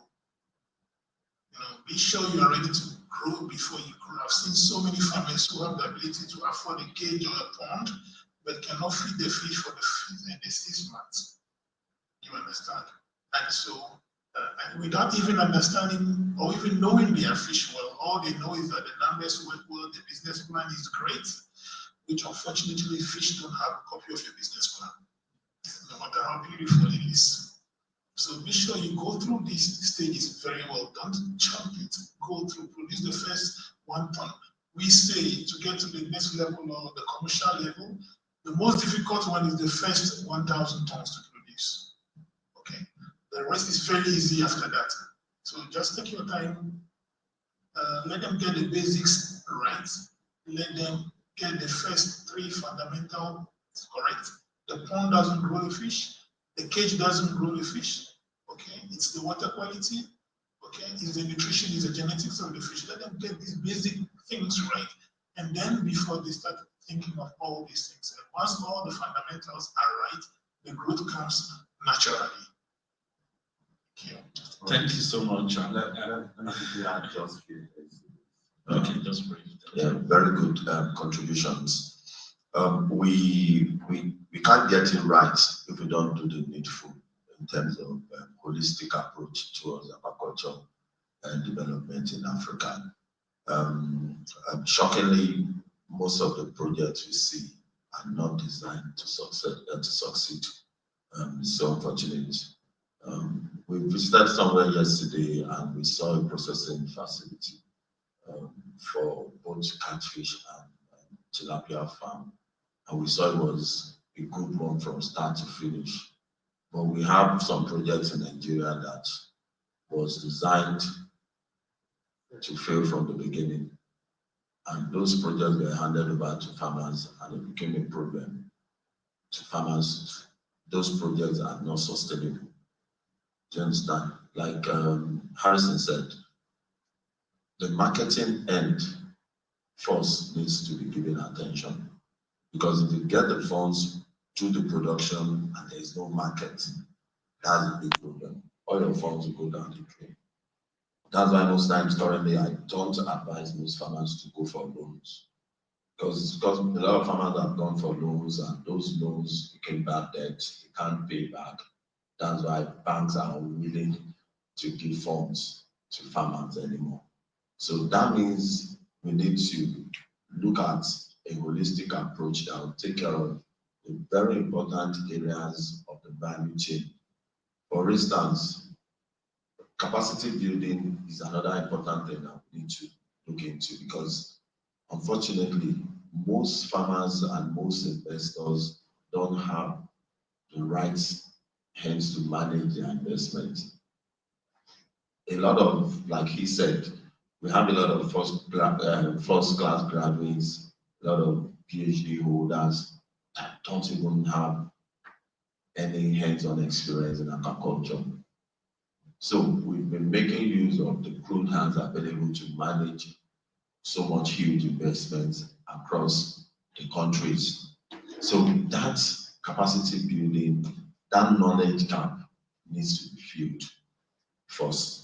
Then the second thing is once the marketing end of the value chain is taken care of, naturally it's going to drive production down the line.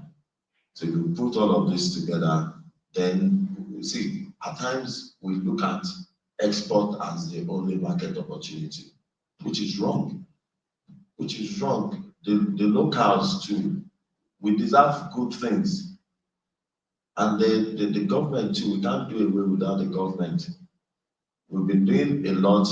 What we found out in Nigeria or in Lagos is that we can't be a whole, we can only be a part of the whole. And we can't do away with the policymakers. So, but we need to play our role, and the government too needs to play our role. So that's why we're doing the membership drive for the farmers, so we can be on the same page. So if, for instance, what we're doing here now is being streamed live, all of our farmers in Lagos are watching us like they're part of this. If there's an information, if there's a new technology, they are kept abreast. Within 30 minutes, it circulates. So those were things that were missing. And when some of these projects come, why most of these projects still have failed is that they want the numbers. They are not dealing directly with the practitioners. So when projects come in, they just call everybody. Maybe you're a carpenter, you're a tailor, everybody comes in, and at the end of the day, because they are not passionate about this thing, the whole thing goes down the drain and we start all over again. So there's need for us to work with the farmers group that consists of practitioners, people that knows what the challenges are, then the government.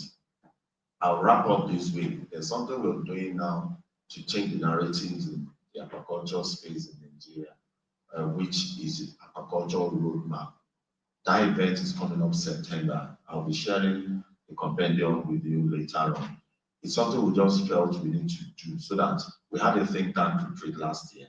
Now the outcome of the think tank retreat is that we want to sit down together and let's bring all the exhibitors, let's bring all the development partners, let's have an engagement, let's bring all the exhibitors together. So that event is going to happen in September, last week in September this year, where we can come together and have a roadmap discussion that will change the narratives in the agricultural space in Nigeria. Thank you very much.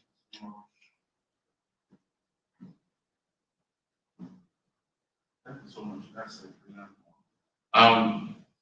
Just the last one, be brief. Because the time is.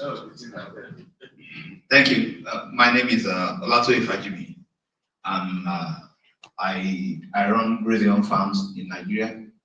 Quite a number of the things I wanted to ask have actually been talked about. I'm high on training.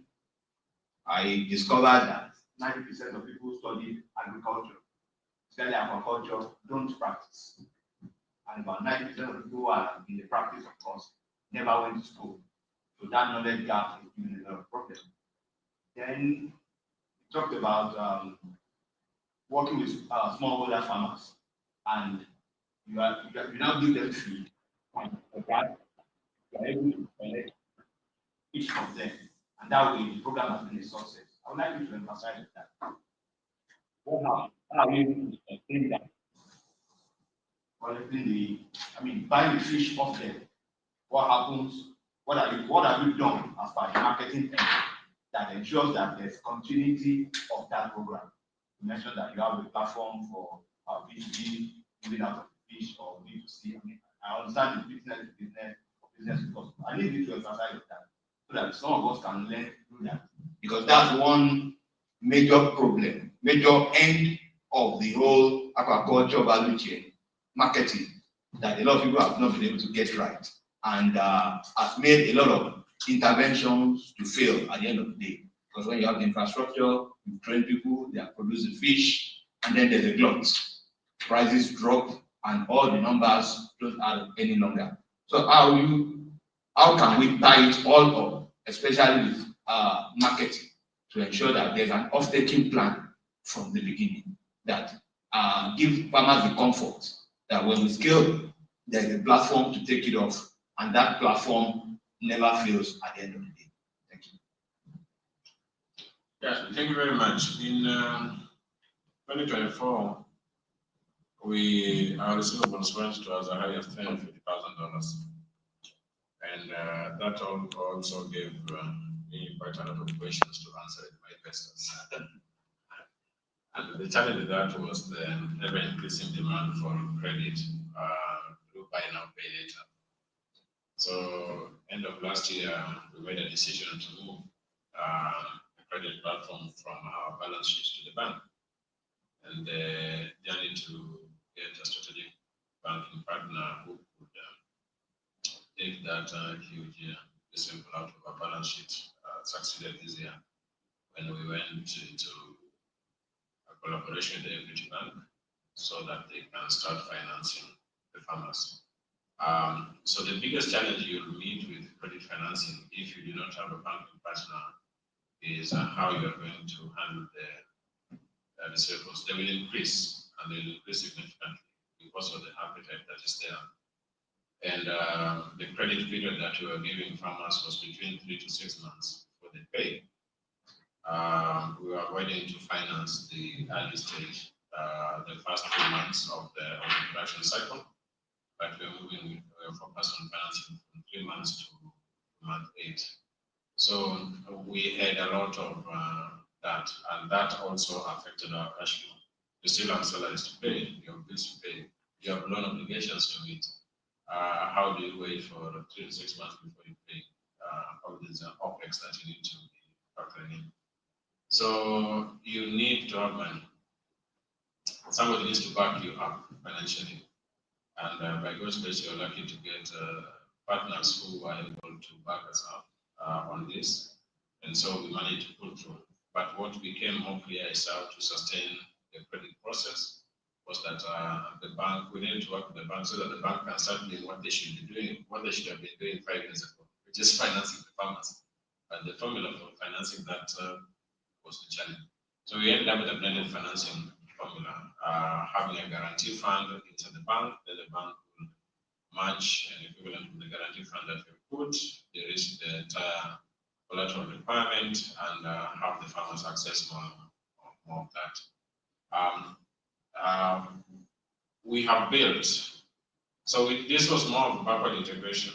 In the entire 2024, we spent time building our B2B and B2C because it was key to us unlocking the credit process for us, given that we had committed to have a flexible payment solution, which was in terms of fish being given equivalent value to the credit that we have lent the farmers in terms of inputs. So we built B2B. Our B2B was really supported by the tech platform. So we mapped out the fish traders, who are very many, and we basically built, set up low-cost fish trading points where you just use, the average rent space that we pay is $50, and the staff who is running there is, you don't have a lot of OpEx cost that is, but the women fish traders were desperately looking for avenues through which they could access the fish. So we built, went out and gathered a database of fish traders, and basically linked the farmers' fish produce and enabled that trade to happen.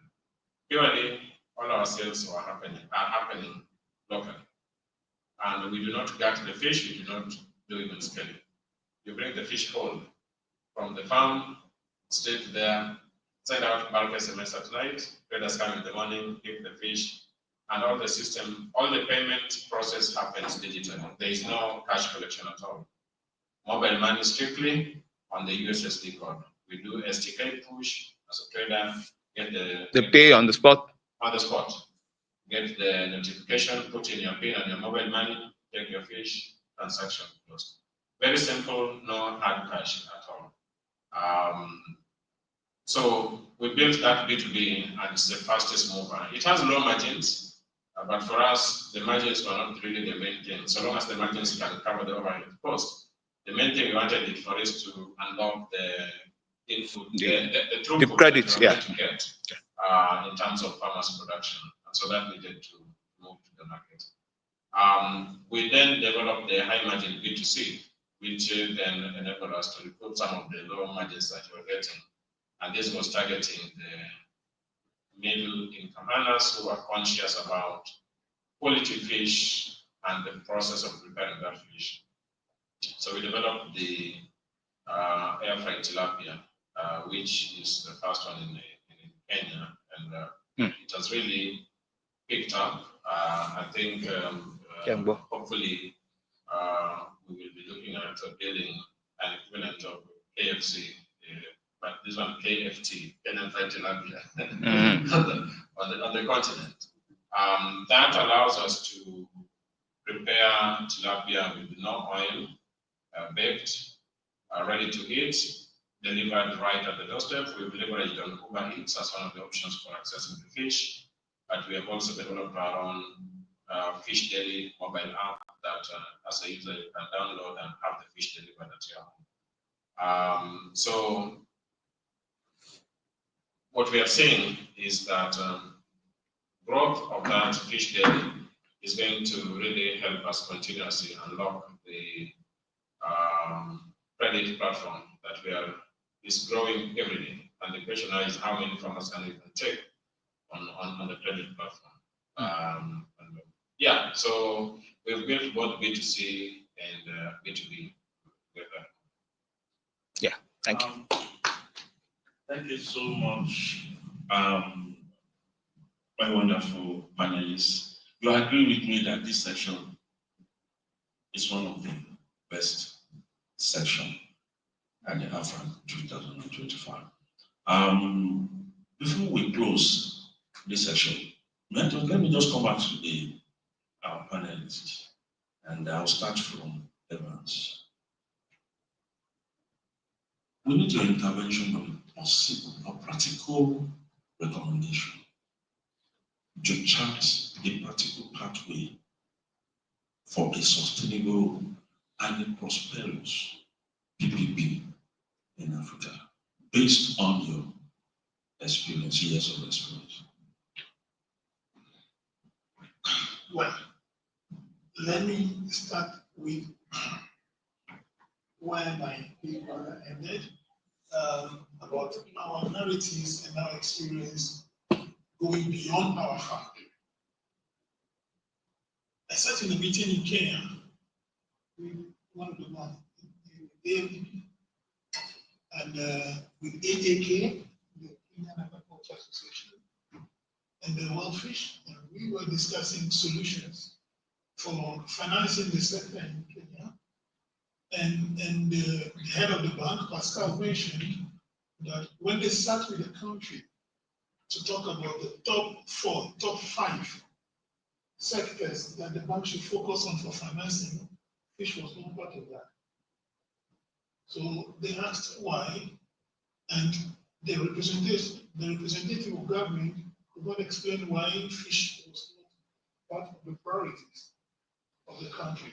So that showed some kind of gap to start with. Disconnect. Going forward, to have a successful PPP, let us have a good communication, a good way of letting the people in charge of communication with investors, such as the World Bank and other institutions, know clearly what our progress is, what our work is, how the journey is, how the route is, and how we're going to get there. And I think I've had about 2 or 3 of such meetings across the continent. This is completely missing. What is happening on the ground, what the people really want is completely disconnected. When that conversation around the table about financing is staged, you see, and I can say the same for my country. I don't remember the last time we had a sector minister who was an out-and-out fish or aquaculture person or a technical person to start with. And across the continent, I can say we have so many square pegs in round holes. So let's start from those as the basics. Let's try to get those things right. Let's put all our work out there. Let's put the demand out there. Let's put enough data out there for them to see. If governments completely or entirely see every time that we are importing fish into our countries in billions of dollars, and in every news item it is carried. We see the initiatives, and the donors see this and stuff. At a point, nobody can turn back at this, So that becomes the baseline for everything. They need to collaborate and communicate clearly and market all that we are doing. Thank you so much for that beautiful recommendation. Mr. Okay, recommendation.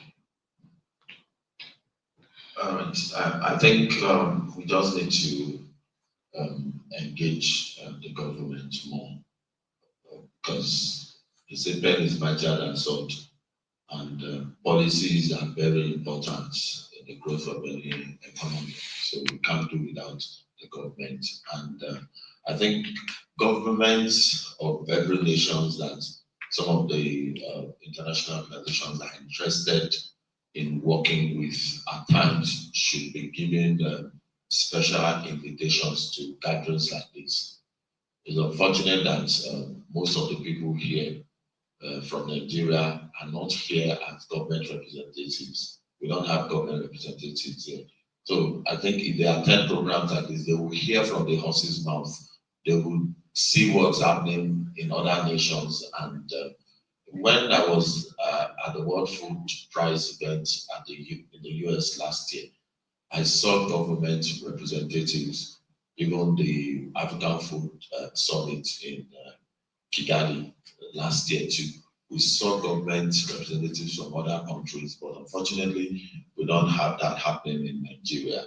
So if they attend programs like this, I think it makes it easy when they go back home to see where they need to review their policies and engage the farmers more. think that would really go a long way. Then, and lastly, too, our research institutions too. I think they need to be engaged more. It's so unfortunate that why would they keep turning out graduates in professional fields like this every year, and less than 10% of them don't want to practice. So that means there's something fundamentally wrong somewhere. Then I think research too should be one key area that the developmental partners too should focus on. Let's begin to break new grounds. Let's see what we can do with our natural resources. Tanzania is something that we are looking at. What do you call it? The seaweed, sadation, is one thing that we're really interested in Nigeria now. So I think we need to see what we can start in that regards to, so we can break more grounds. Then everybody is not focusing on one particular species of fish. Thank you very much. Thank you so much for that beautiful recommendation. Yeah, so what I can say is when you are partnering with the government, ensure you iron out gray areas. There are a lot of gray areas when you look at what you call public-private partnership.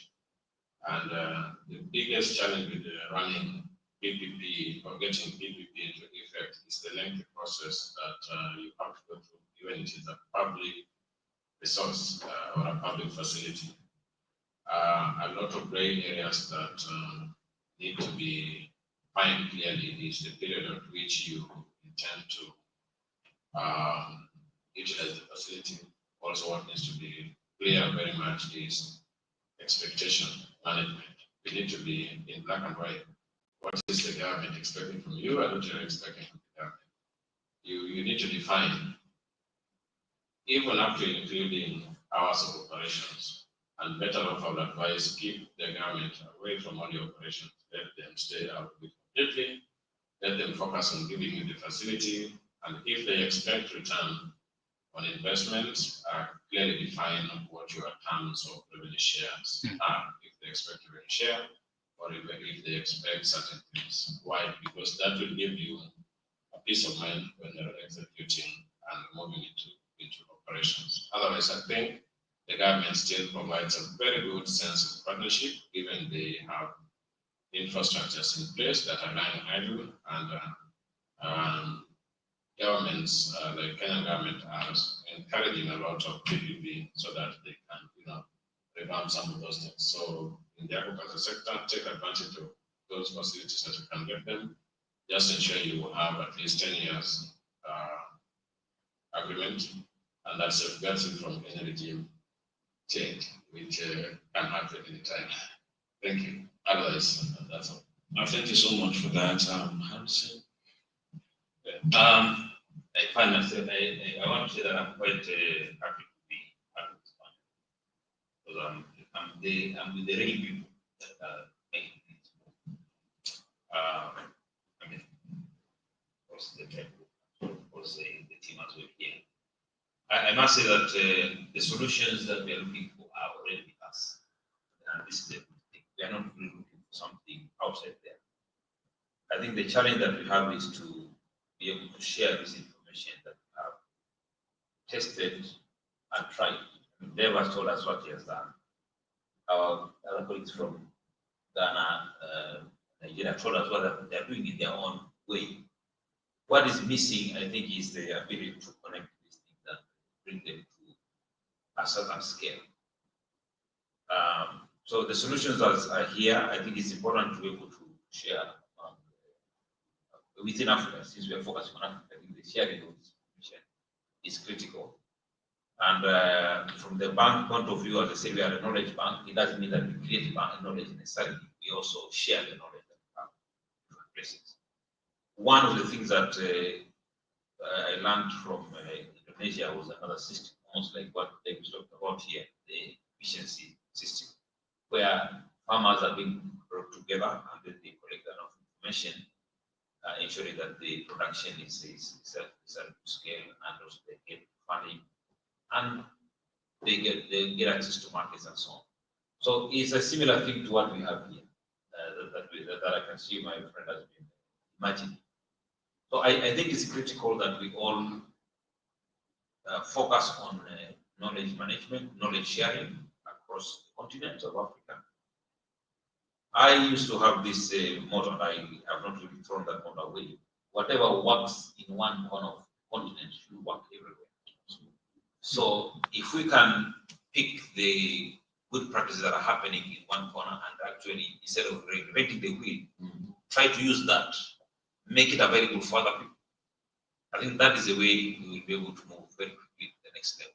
Because the things that I've had here on the table, the struggles that people have gone through, the capacity building that you have talked about, your own journey as an entrepreneur in aquaculture, those stories are what we need to use to enable other countries that are really low. I mean, the problem with Africa is the development is not similar. I mean, we have very high level and low level places. Nigeria is a good example with all kinds of levels, right? So when it stops us from getting everybody to a certain level, it is to ensure that when we see a gap, we actually try to fill it.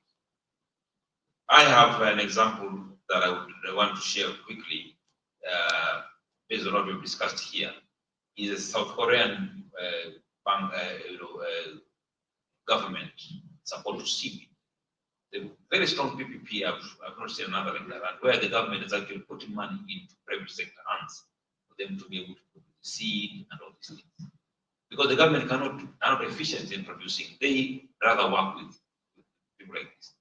But I think the problem with some of our countries that we are putting very little money to the private sector such that nothing really can move, so that you are like starving somebody who wants to move forward. So I would say that when we are growing programs that the PPP programs, they should really be supported.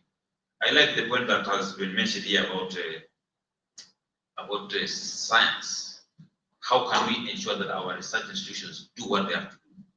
It is that we need to ensure that when we are talking about the development program for development like aquaculture, we are looking at who is providing, what are the roles and responsibilities of the government. Make it very clear, so that the farmer doesn't have to do what the government should do, right? And the government should not do what the farmer is supposed to do. The market and all of this. So I think we have the story here. It's a matter of bringing these things together, and I think that's I've got a lot of good ideas here that we should be able to focus on something more regional, that we can share the knowledge that we are gathering. And I also want to add another last word on this, is the role of the World Aquaculture Society, where you belong. I think for me, you are the right people to bring this knowledge together from every corner of the continent. And then you can have, we are talking about PPPs, but this is now a public partnership, a public-private partnership, but having these other people like ourselves, the World Bank and others that are putting money there to be able to know where are we putting our money, and what are the roles of these other people that can come? DFIs, and then when we are preparing a project, could be government is borrowing funds. How can we borrow from something like what David is doing here and put it in that other country so that it can work? I think that we will be able to move that. Thank you very much. Yeah, I'm happy to be part of this. Thank you. We can do better in the our panelists. At this junction, I want to say very big thank you to all the presenters, all the panelists for their quality time they have really spent in this session, and also for collective experiences and their insightful inputs from various individuals. I want to say a very big thank you to you. And the take home is that this is not going to be the end, just like Harrison said. The World Aquaculture Society has a pivotal role to play.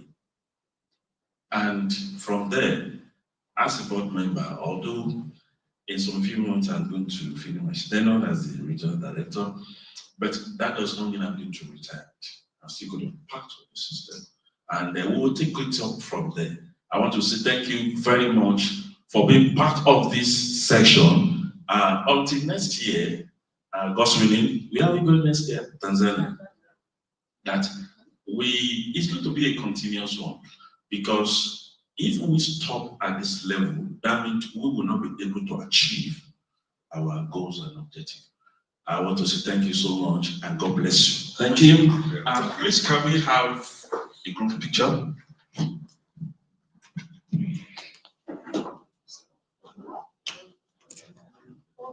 I think the whole, all the.